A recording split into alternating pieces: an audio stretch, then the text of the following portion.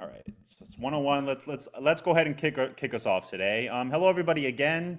Welcome back to TMR's Master Advisor series. Today is May 19th, 2022. This is episode number 51 of the series. We have Ted Blank here to talk to us about the cruise industry and booking trends and a lot of great stuff. But I have a few announcements I want to run us through first. For all of you who are new to the series, which I know are some of you, you can switch into speaker view to get the best viewing experience for this. You can also interact with us in the chat on the bottom right. And as always, please drop your questions and your concerns and your tips in there. And I'll do my best to grab as many as I can as we go along the way. Also, for any new viewers who are interested in seeing the previous 50 episodes we've done of this, they are all available on demand for free on our YouTube page. And we're going to go ahead and drop the link for that in our chat right now. Go ahead and check that out if you haven't before. There's a lot of great content hosted on there. The previous 50 of these, like I mentioned, a lot of discussions about service fees. We've had some lawyers on to talk about terms and conditions. We also host other programs in there, and a couple of traveling videos and some other check-in podcasts. So it's all available there if you have the time to go on there. You can help us out a whole lot by checking out that content, subscribing to the page, liking or commenting on any videos you find interesting enough. So that's all hosted right there. I also want to announce that we'll be back here in 2 weeks for our next Master Advisor session. That one will be on how to find luxury clients in this new travel environment. We've spoken about luxury travel fairly recently, but we really want to target a discussion on exactly how you can gain those higher net worth clients, how you can find them in your market. And we really have a great travel advisor lined up for that session. So please keep an eye out for registration for that. I do think we're going to have the link available. It's in the chat now. So if you're interested, if you have some time, 2 weeks from today, same time, we would love to see you there. Okay, so we still have some people coming in from the waiting room. We'll let them come in, but we're going to go ahead and get started officially. So today I'm very happy to welcome Ted Blank, who's a Woodbury, Minnesota-based travel advisor. He's here to join us to talk about cruising. He's a specialist in tailor-made vacations and luxury cruises, and he serves a different clientele than our last cruise guest who joined us about 4 weeks ago. I'm very excited to speak with Ted and to hopefully answer any questions you may have. So let's go ahead and welcome Ted and say thanks so much for joining us today and taking time out of your workday. Well, thanks for having me. I appreciate it. Glad to be here. Yeah, so I know we have a lot to get to. I know there's a lot of discussion in cruising. So again, if anyone in the chat has questions, please drop them in there and hopefully we can answer them. But I was hoping we could start off today, Ted, by just you giving us a little bit about yourself and your background. I know I mentioned you're based in Minnesota, but just set this sort of the stage for us, where you're based, what you sell, and how you got into the business. You pronounce Minnesota really well there. Okay. Yeah. But yeah, my name is Ted Blank. My business is Ted Blank Luxury Travel and Adventure. I'm an independent advisor. I'm hosted by a Travel Leaders franchise here in the Twin Cities called Market Square Travel. And I have actually been in the travel industry for just about 7 years now. And so I came into this as a second career. My first career was in sales and marketing in healthcare. But of course, like everybody else probably on this call, I had a passion for travel, and the path led me to becoming a travel advisor. So really haven't had a chance to change my mind then. I stuck through it with COVID, and I'm glad to be here. My first cruise was actually in 1987. My family and I went on a cruise on the SS Norway, which was one of the pioneering cruise ships. And so that kind of planted the seed in my blood. And I've always kind of enjoyed cruising, and I enjoy working with clients who like to cruise. So it's a pretty big part of my business. Yeah, so I'm curious with your background. You said you have a sales background, which I'm sure helped when you got into the business. But are there any other skills that you brought over that you felt were particularly applicable to this business when you made the change from healthcare to travel selling?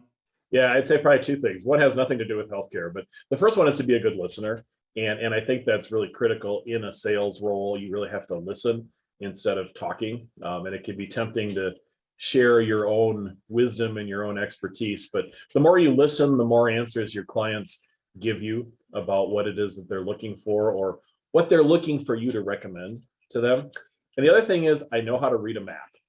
And I think Okay. that's actually really important. It's really important when you think about cruising, like to follow the little line on the map and understand where ships go and where they can go and where they can't go. So Okay. facetiously, that's my second one. And I'm also curious because, like you mentioned, Ted, like you share a background, not the healthcare background, but the second career sort of background with a lot of people we've had on this series. And something that's come up recently is that when people make that shift, they tend to have contacts that they can use to start their new travel agency. And was that your experience when you made that change? Did you have, I don't want to call it a book of business because it's a completely different business, but did you have any a good Rolodex that you could use? Yeah, I had a network, and I think that is a really good point because it gives you a starting point. You don't come in with a completely blank sheet of paper. I think a mistake that sometimes people make when they come in is they focus really closely on their friends and their family, those people who are kind of in that really close circle to them. And I think we can all probably attest to the fact that they might not necessarily be our ideal clients.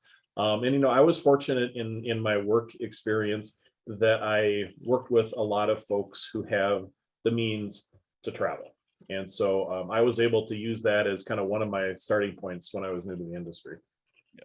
Well, that again, that is it is great. I know you said that you share the passion for travel with a lot of people in the call, and I'm sure you share that sort of entrepreneurship spirit with a lot of people on the call too. And I hope we'll have some time at the end to answer some more questions, business specific. But I want to talk about cruising right now because I know that's the topic of today.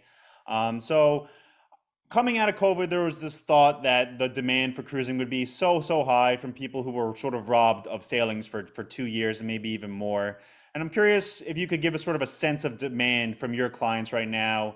I mean, are they anxious to get into sailing? Are they ready? Are they willing to pay? What's sort of the word on the street from your clients? Yeah, absolutely. I always like to kind of preface this by saying that I'm in the upper Midwest. So, we are not a cruise drive market. And so people tend to plan cruises a little further ahead. At least it's a short flight to get where you're going.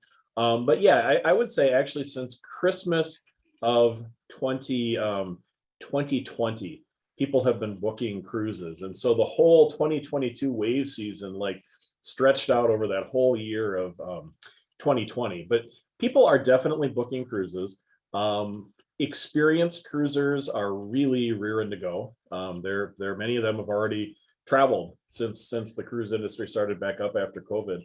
But I am also seeing a lot of people who are booking cruises as first time cruisers, and so that's something that's really heartening to see. And that was a place where I was like, well, is that going to happen? Was there so much bad press that people are going to be turned off to cruising who've never cruised before?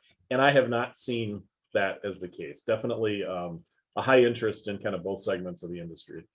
Yeah, that is interesting because I know that's always been the thought with this industry is that once the cruise industry gets someone on board, there's so many different options, there's so many different ships, so many different lines, so many different regions in the world to see that it becomes a repeat customer. But I'm curious. I mean, where you mentioned first time cruises, where do you see them coming from to your business? I mean, what previous vacation experience did they maybe prefer to cruising, and now they're entering into this world?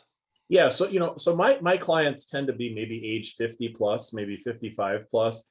They're not necessarily retired, but maybe they're starting to ease into retirement and maybe they'll never even fully retire. But a lot of them are coming to me because they are looking for a specific destination. And kind of the two lead-ins for me are Alaska and European river cruises. And then I put the Mediterranean as kind of a third option for that. And of course, the nice thing from a cruise perspective about Alaska is you really can't see it from land. You have to go on a ship. And Yeah. so, that kind of changes the conversation a little bit. But these are folks who have taken, kind of the same vacations normal people take. They've been to the Caribbean. Some of them have even been on kind of a 7 night Caribbean cruise. But it was a long time ago. Oftentimes it was with their family. And it's kind of funny because I'll ask them, which cruise line were you on? And they don't even remember. And so they're Okay. coming to it kind of I consider them new to cruise from Yeah. that perspective. But a lot of them are 100% new to cruise, have never cruised before. And it's the destination that's bringing them in. They want to go to Alaska. They want to go to Europe. Their friends have taken river cruises and they understand that the nice thing about a river cruise is you see a lot, but you don't have to pack and unpack every day. So they're not coming and saying, hey, I want to go on a cruise. They're coming and saying, hey, I want to go to Alaska, or hey, I want to go to Europe. And then we kind of have a conversation, and it naturally leads into cruising. And I was anticipating that there would be pushback. I was brushing up on all those statistics and all the protocols and stuff like that. And I've really found that very few people have personal concerns about health, concerns about the safety of cruising, or anything like that. Yeah, I know even pre-COVID, the cruise industry sort of had this sticky reputation with consumer media about germs and things like that. And it is nice to see that maybe that's not a concern for these first-time Well, actually, I cruisers. would say that consumer media really enjoys bashing cruises. Yeah. And so, there's a certain segment of the journalistic community that despises cruises.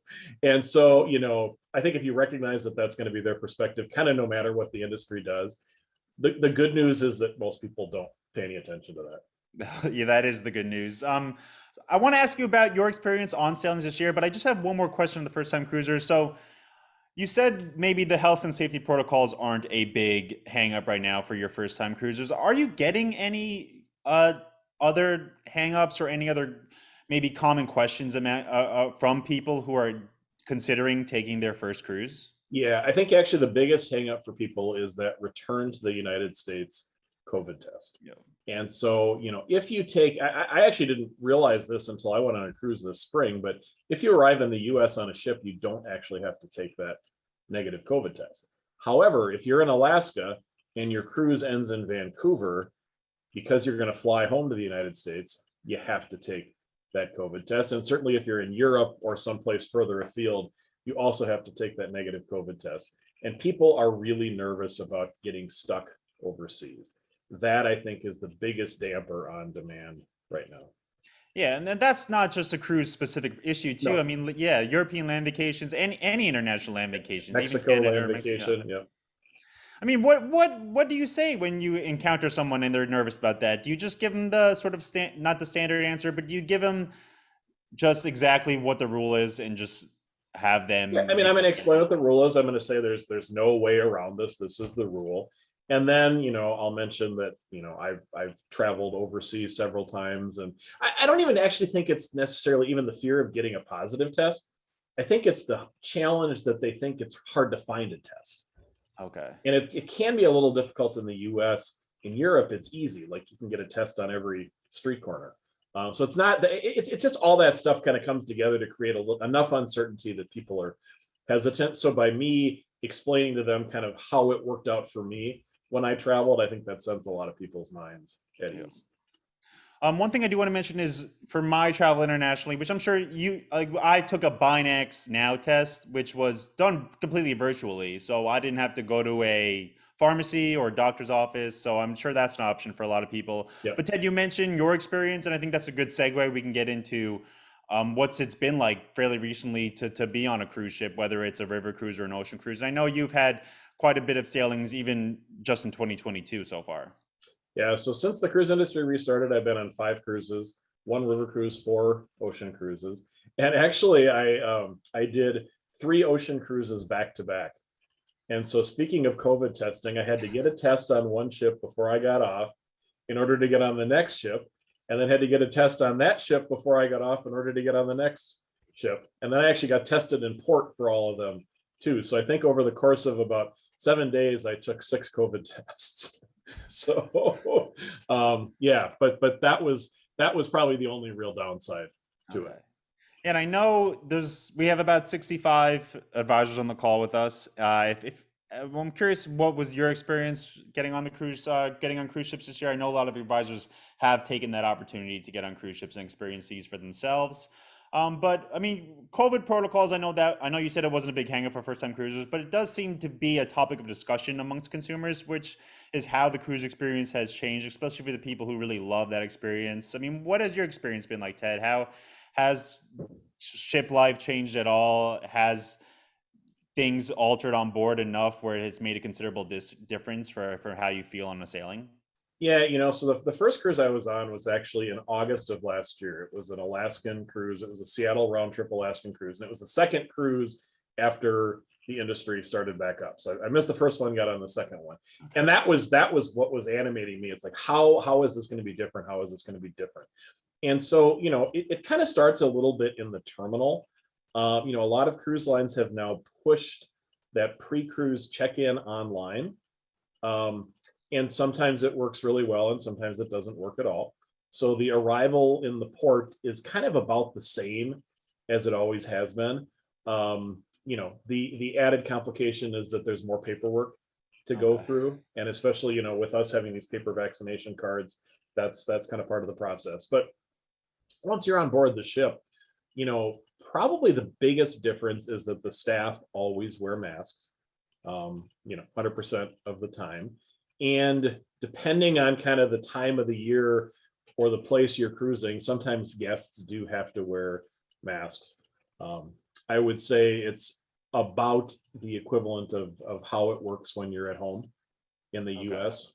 People will quick pull them on when they need to and quick pull them off when they're done. But other than that, basically the main cruise experience hasn't changed. There are some changes to the dining piece of things. And so one of them is kind of contact tracing at dinner. And so, it kind of used to be that you really had to fight if you wanted to have a table for two and didn't want to eat with other people. Now that's kind of the default. They kind of default to, in many cases, having you dine with the same people or just your traveling companions over the course of that cruise. They've kind of stretched out the dining times a little bit, and all the buffets have gone to sort of, they serve you versus self-service. But fundamentally, it's the same thing. And after the first 24 hours on board, I was kind of like, okay, well, all right, cruising is cruising, and it hasn't changed. I was worried a little bit too about would service suffer. Would it be difficult for the cruise lines to find enough staff to kind of deliver the normal cruise experience? And I would say that was not something I perceived. I think the experience was just as good as it's been in the past. Yeah, and I know COVID has caused a lot of industry pull forward for travel and for other outside industries, but cruising in particular, I've heard executives speak at conferences this year so far, and they mentioned that there's some stuff that's going to stick around. I think Michael Bailey at Royal Caribbean mentioned the muster drill is going. We're doing. Oh yeah, I away. forgot about that. Yeah, the muster drill's gone. Yeah, which is a good. It seems to be a nice. good thing for Yep. for cruisers. Yeah. And then also the dinner service. I've heard from River Lines that the buffet style has gone away, and they're sort of catering, or they're trying to produce a more luxury or a higher end experience. Yeah, I think it does just make for just a little more elevated experience. Yeah. So I think that's a good thing. So I want to ask about what your clients are saying now. I mean, I'm glad we got sort of the base of what cruising is like for maybe advisors who have an experience for themselves. But you said the demand is high for cruising right now, and I'm curious: are there any regions that are trending? Has the pandemic made a difference to where your clients want to travel? Whether it's they want to travel to these old destinations that maybe they have experience with, or the new destinations that seem to be on top of people's bucket lists right now? Yeah, so I would say kind of a microcosm is summer. Usually in the summer, my cruise business is about 50% Alaska, 50% Europe. This year, it's probably 75% Alaska, 25% Europe. Alaska has just been off the charts in terms of interest. As we start to move into fall and winter, that tends to be the season people are going to go to the Caribbean or some of those closer places in. So that's definitely holding true. A lot of people who I think maybe would have planned a 50, 60 plus day cruise, they're still doing it, but they're probably, what I'm seeing is they're sticking more towards like the around South America cruise versus looking at a segment of a world cruise or something like that. I think just sticking a little closer to home seems to be a bit of it. And even on the river cruising side, I'm having a lot of inquiries for cruises on the Mississippi River, which is kind of bizarre because it runs through our backyard, but it's not a top destination for people who live here. But you don't even have to fly to do that. So I'm seeing people who are river cruises or who have said, hey, we'd like to do a river cruise in Europe in a couple of years. They're saying, well, could we look at doing the Mississippi or the Columbia or something like that instead? Yeah, we were speaking about Alaska the other day, and it wasn't surprising to me, but it was something that I thought was very noteworthy that Alaska for you has had this tremendous amount of interest come in. And I mean, do you understand? Do you have a reason why do you think that is? Why do you think Alaska's become such a big part of your business? In this part of the country, and I think it's probably true elsewhere, Alaska is on a lot of people's bucket lists.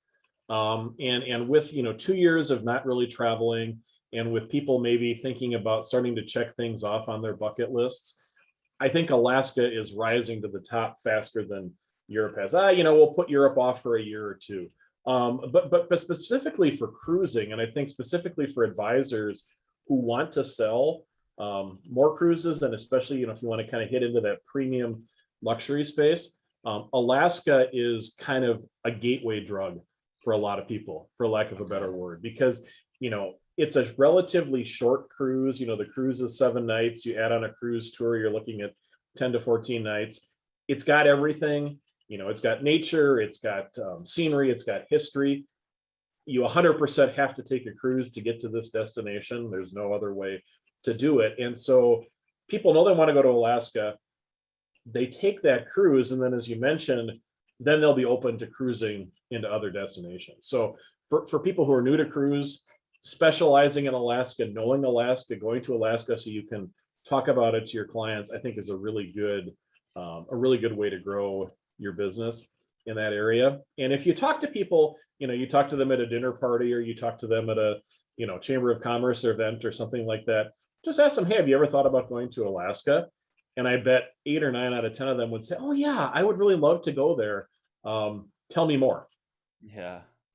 Yeah, I guess it's a scenario where you mentioned the destination drives people's choices in cruising. 'Cause I know there's a Yep. ton of new ships coming online, and there's a ton of great things or eye-catching things on those ships. But it does seem like destinations are the reason people might get on board a cruise ship, especially the people who might have been reluctant to previously. Yeah, yeah, and people who have cruised, they like the cruise experience, and if they haven't been to Alaska, it's a great cruise. You get to really enjoy the ship as well. You have plenty of time on board, so it's kind of like the perfect mix of everything for cruising. So another region I want to talk about because we were mentioning it before we jumped on the call was the Baltic Sea cruises, and I know everyone's very aware of what's happening in the Ukraine right now, but you mentioned that you're still getting you previously you were still getting a very high demand for Baltic Sea cruises, and you're still getting a supply from suppliers of the cruises, but because of some port changes, the consumer interest seems to have gone down, and I was hoping you could tell us little bit about that. Yeah, so the Baltic is a great cruising region. It has a lot of interesting ports. Again, it's a place that really lends itself well to exploration by sea.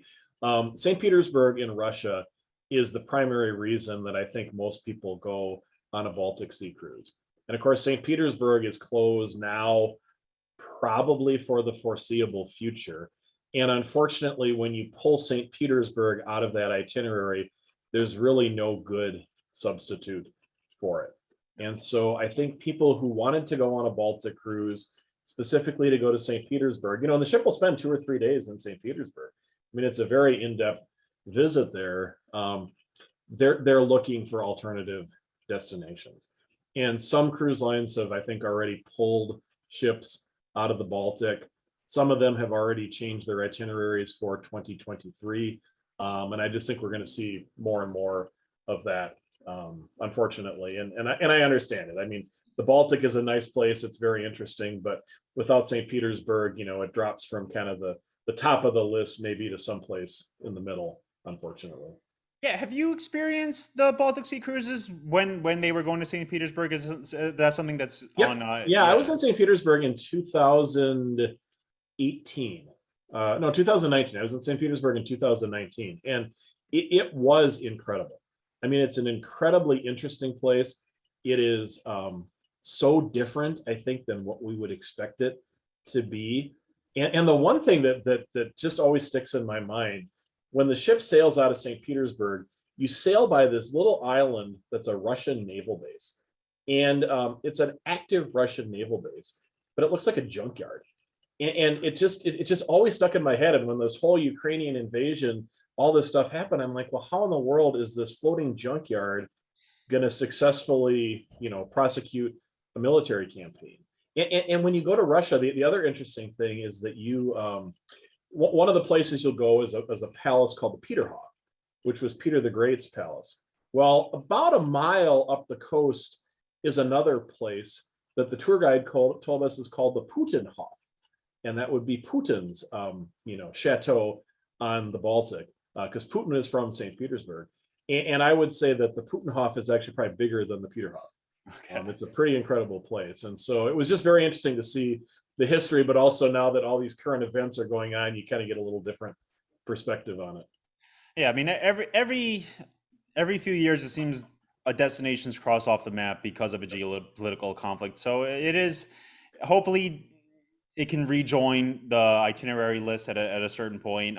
There's one more thing I want to ask you about that, because I know we're about halfway through the session right now, but I mean, has the Ukraine conflict impacted any of your other clients' plans? Not specific to Baltic, but I mean, there's so many river cruises in Europe, in Western Europe, Eastern Europe. There's a lot of itineraries and a lot of cabins available that touch or go near that region. And I'm curious, I mean, have you had any questions from your clients? Yeah, Hungary, where Budapest is, the start or end of a lot of Danube cruises is borders on the Ukraine. I've had questions. I think it has kind of put a little bit of a damper on demand for this year. It appeared the Ukrainian invasion happened just as COVID seemed to be kind of on the way out. So there was kind of this big spike of interest, and then it kind of petered out a little bit. But I would say that generally bookings to Europe this year are really strong.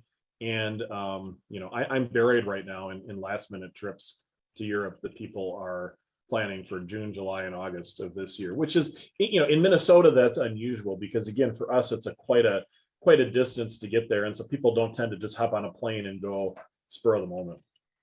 Yeah, I want to ask about that, but I want to ask the people in the chat too, because that's been something that a lot of people have mentioned this last few months, is that the booking windows are changing and client spends are changing. And I think we're going to tackle both, Ted. But I mean, for the advisors on the call, is that something you're seeing? Are you seeing client spend go up, and are you seeing compressed booking windows? Because that's what we're hearing from suppliers, and I'm curious if the advisors are having the same experience as well. But Ted, you mentioned booking windows. They have shortened to Europe. Have they shortened everywhere else? It seems that people want a little more certainty when they're booking, so they're either booking way far out or they're booking close because it's an easier future to foresee. Yep. I think it's absolutely true. It's absolutely both. There are people who are booking really short in because they kind of look around and say, okay, I'm pretty confident that in the next couple of months I can go. And then people are booking quite a ways out. I think part of that is because a lot of the capacity between now and, this time next year is already filled up with people who booked last year, like they were rebooking their trips to last year. So I'm actually seeing a lot of people who maybe would have one trip on the books and one trip kind of in their minds. I'm seeing a lot of people with 2 trips on the books, or even 3 trips on the books, or 2 trips on the book and a pretty good idea of what we're going to do for the 3rd trip, just kind of waiting to see availability. I'm booking cruises into 2024. Oh, wow. And sometimes I'll say that to people and they're like, well, who plans their vacations that far in advance? I'm like, well, next time you go on a vacation, look for the folks who have the best staterooms and the biggest smiles on their faces, and they're probably the ones who booked 2 years in advance. Yeah, and we're seeing a lot of people agree with you in the chat. A lot of people have had compressed booking windows, and Linda's saying her European bookings are struggling because of Ukraine and still COVID, which is my expectation, is that when that announcement finally does drop in the US, that the testing requirement is removed. I think that'll be a big boon. But what was I going to say? I also want to talk about client spending, Ted, because I know that's something that people are mentioning too. I read a stat just this morning from Merrill Lynch about people in their savings account or their checkings account have double the money it did pre-COVID, which it seems like is something that people are experiencing. And is that something your clients are saying, that they do have extra discretionary income and they're ready and willing to spend it? One of our business development managers in this area is kind of fond of starting his cruise nights. He'll pull out his phone and he'll say, the stock market's up. It's a good day to book a cruise. But he's kind of stopped doing that now because I think that's exactly true. When you work in the luxury space or you work in the premium space, sometimes you're a little bit jaded in terms of pricing, but I think what I've seen in the last year or so has really blown me away, that people who I wouldn't necessarily consider to be luxury travelers are basically, almost coming in with a blank checkbook. And it used to be when I would sell a cruise to somebody who was new to cruise, I would kind of start with the balcony stateroom and move up from there. Now I'll start with a suite, and if we want to come down, we can come down. And talking about suites and talking about the benefits of suites, so many people will pull the trigger right away. They don't even need to hear more, and that's definitely a change. Yeah. Oh, Yeah, so and we have, longer too. That's the other thing, is that people are taking longer trips. So maybe it used to be a 7-day river cruise in Europe with a day or two pre-cruise. Now they're stretching it out to 2 weeks, 3 weeks. Longer cruises definitely selling well in addition. yeah, and I know that just goes along with the spending bit, which people in the chat seem to be agreeing with. We First have two class people. air. I mean, I couldn't tell you the last time I booked an economy class flight.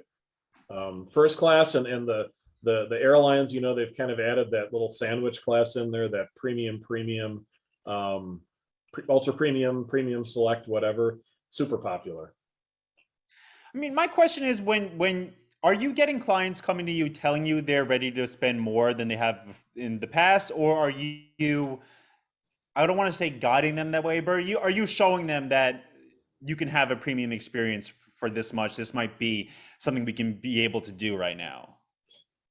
Like, So that's a is that's a the multi-layered, it's a multi-layered question, because I think the first thing is, okay. I don't sell on price. I don't lead in with price, I lead in with experience.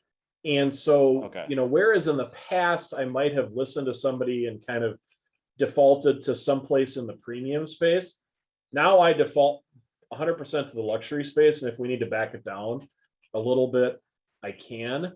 But I think people are really, they're looking for the experience, and they understand it's going to cost a lot. And so, you're looking at a river cruise. Is the difference between a $12,000 river cruise and a $15,000 river cruise, is that really a big deal? I'm finding the answer is no. And in fact, maybe a $20,000 river cruise is what we're really looking for. Okay. And so I think when I notice a lot of advisors will apologize for pricing, and they'll lead with that. And I think that that's a really poor way to sell, because everybody knows things are expensive, right? We've all filled up our car. I mean, gas this morning was $4.29 a gallon. So everybody knows things are going to cost more. And I think if you're priced out of the market, you're priced out of the market. And the folks who are looking to travel, they have the means, but more than that, I think they understand that none of us are going to live forever. And maybe that sense of our own mortality that kind of took 2 years of our lives away. I mean, we all basically had 2 years of our lives taken away from us. I think people are saying, okay, well, why would I quibble about $1,000? Why would I quibble about $3,000? Yeah, yeah, and I know that's the sort of the discussion being had by the financial media, is that even with all this questions about the future of the economy, there seems to be a shift among consumers from goods to services, and travels included in the services and experience segment. And it does seem that people are wanting to travel, willing to travel, and then it's advisors who are going to have sort of the opportunity and the task to take advantage of this rebound in demand. Yep, absolutely. All right, so we have about 15 minutes, so a little more, a little less, depending. But if anyone has questions, I see we missed some comments in the chat, but please drop them in there. Um, we do have some people who's Louise said a sale on river cruises in Europe has spurred her sales the past month. Mara in New York says she's struggling. No European bookings. I think we've been over that one. But I do want to move on because we have a little bit of time left, and I have a few more questions. I want to ask about new products because, like I mentioned previously, there does seem to be a lot of cruise ships that were pushed because of COVID that are coming online now and are coming online with great pictures and great marketing. These renderings of what's on board just look like another world. I mean, do you use those at all, Ted? Do new ships move the needle for your bookings at all? And is that a way to engage with your clients? It's interesting. I'm actually going to give that a try because there is a new ship coming online in 2024 that I'm pretty excited about, the Queen Anne. So I'm gonna give that a shot and see if bringing a new ship into my clients will move the needle. Um, I would say that generally the answer is no. It's not something I would lead with. I think where I see it make a difference is, when I'm looking at, we're looking to go to Alaska. Well, there are what, 5,000 cruises to Alaska.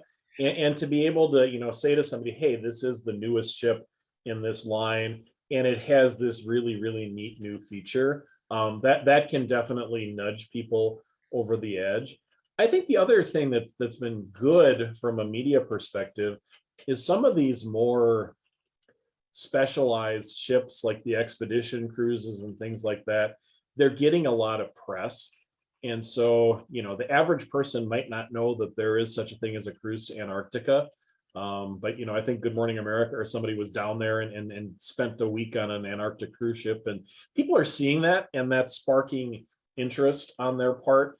Kind of in the same way that when Viking sort of first started advertising for river cruises, nobody knew that river cruises existed, and they kind of helped build the entire category, not just their own business. So I think as that becomes more and more visible in the consumer media, it drives people to inquire about them. Yeah, I know there's a lot of river cruise lines, and I know there's a lot of river cruise lines who maybe have stronger agent policies, but Viking does sort of get a lot of credit for introducing the that kind of experience to so many consumers just because of how much money they put into television and radio and in digital marketing.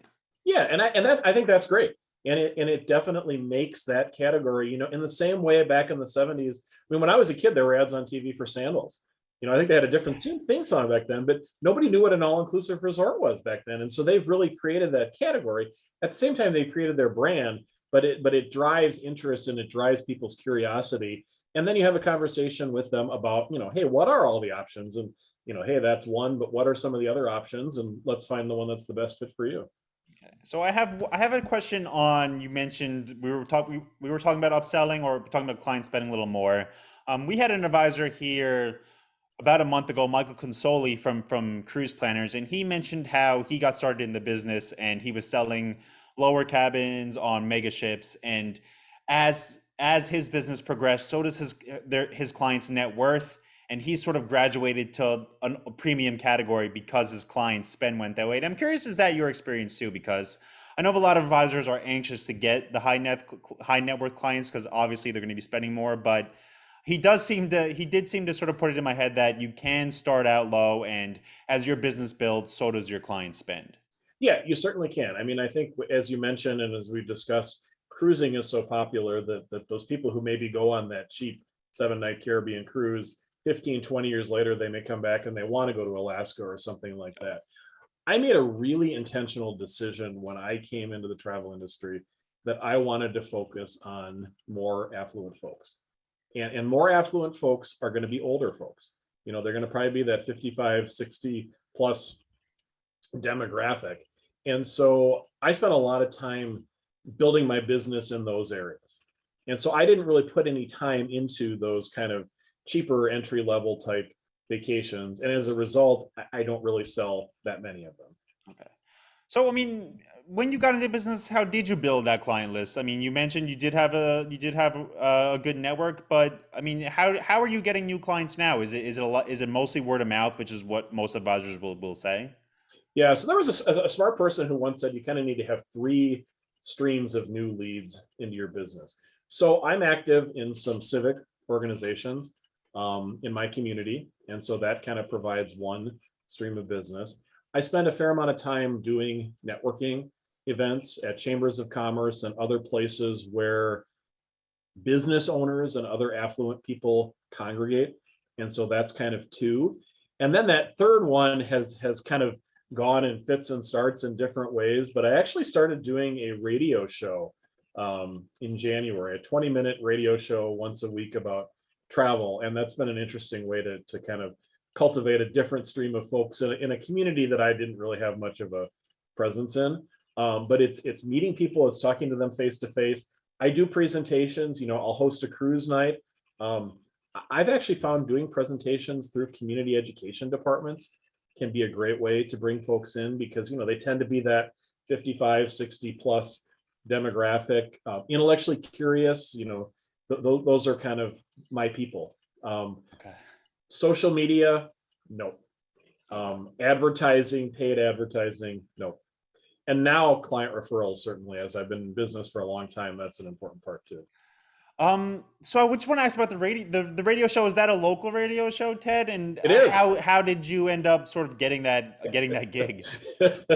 So one thing I discovered during COVID was that everybody wanted to talk about travel. And so I would kind of proactively reach out to different media sources, or occasionally I would get calls from local media wanting to talk about travel. And I was on the radio on a local radio station and enjoyed it. And it was a good conversation, and thought, well, maybe this is something that I'd want to invest a little bit of time and a little bit of money into. And so we put together kind of an advertorial program. It's a sponsored program that airs once a week, four times every Thursday for 20 minutes. And it's kind of cool, because when I see people like in the store or something, they're like, oh yeah, I heard you talking about that. So it is kind of a neat thing, and a very, very, very grassroots thing to do. I mean, it's tough to do in a big city because a major media radio station is going to be so cost prohibitive for folks, but there still is a lot of really good local media out there. I write a column once a month for a local newspaper.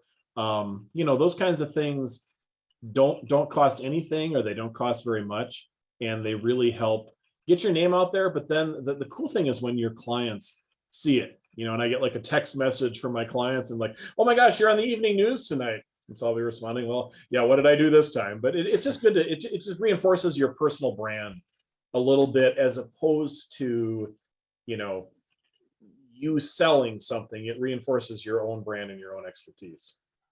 Yeah, and I know. So we had Kathy Sudeikis on this program before to talk about that. So if anyone's interested in learning more about local media, I would check out that session. Hopefully Tom can drop, or the TMR team member can drop the link to that in the chat. But like you mentioned, Ted, I mean, local media needs to fill up space.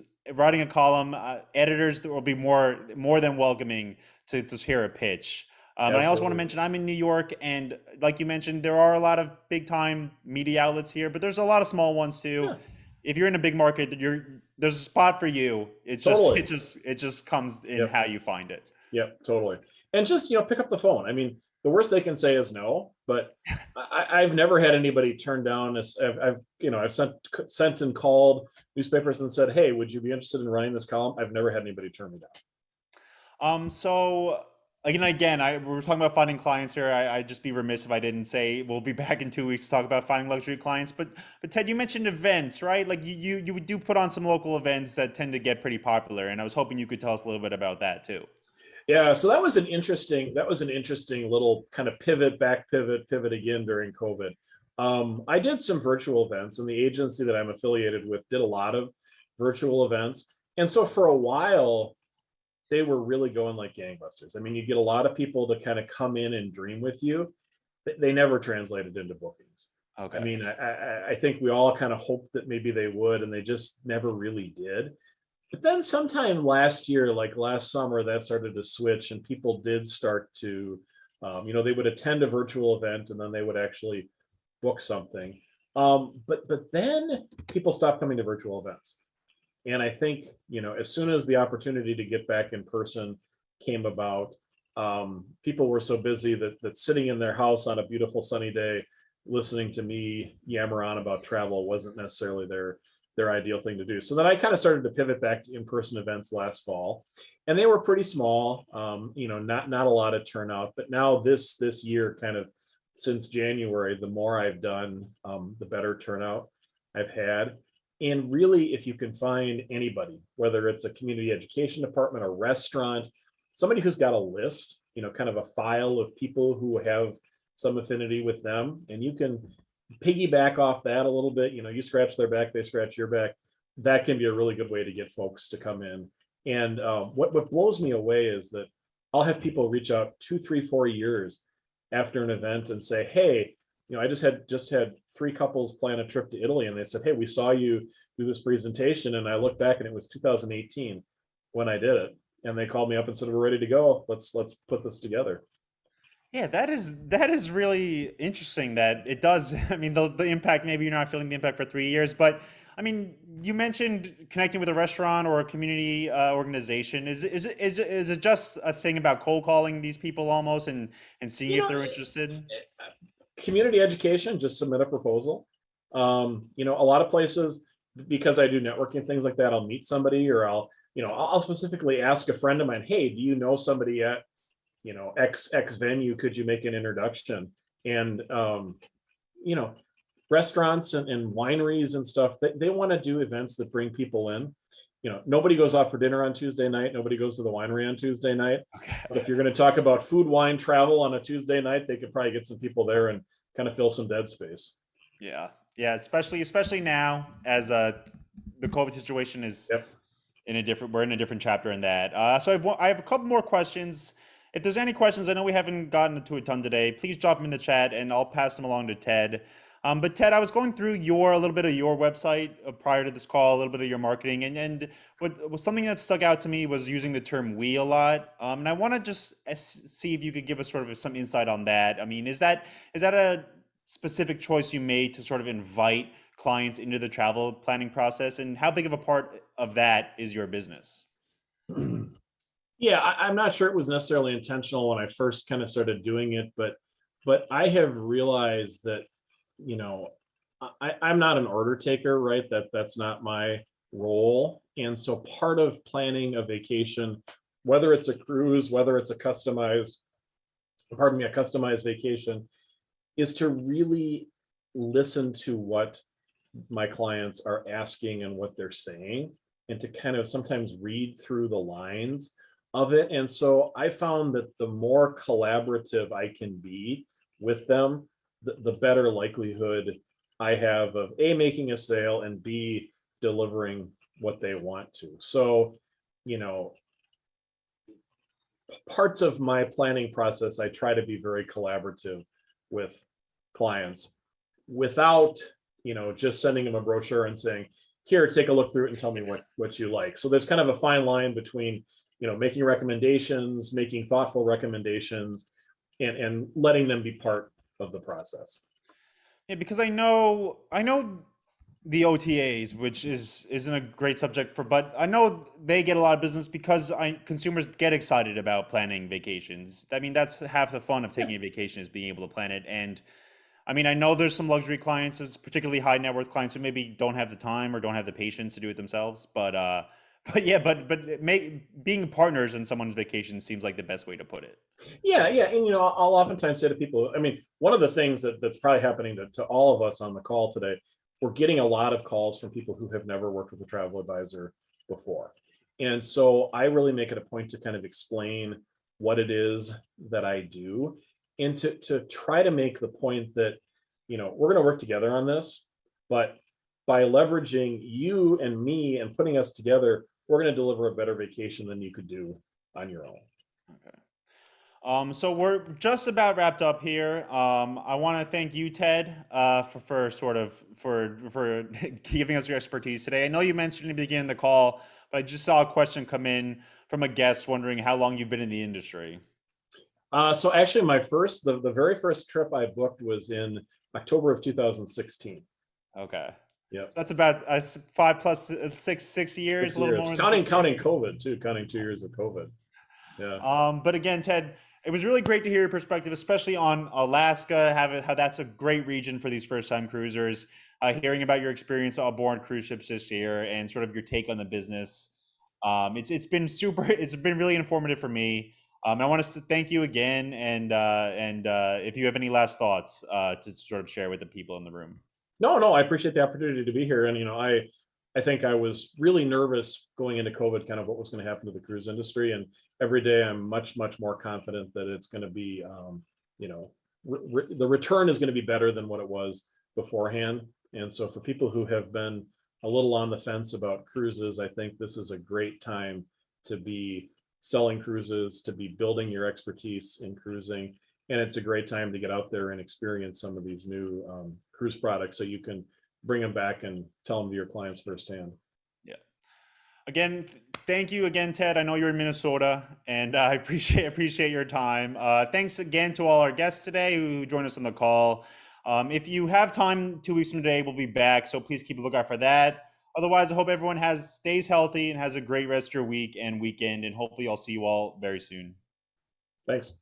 Thank you.